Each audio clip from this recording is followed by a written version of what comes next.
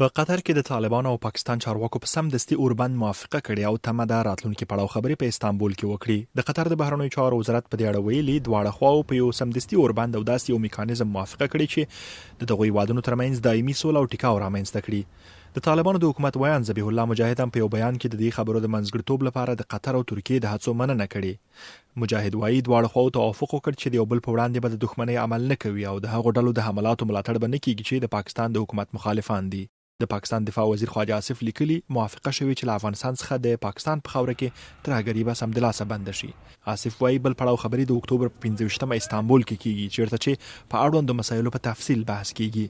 د طالبانو او پاکستاني پوځیانو ترمنځ د ډیورند کرښې په اوږدو کې جګړه هغه مهال پیل شو چې پاکستان د افغانستان په خاوره کې هوایي حملې وکړې.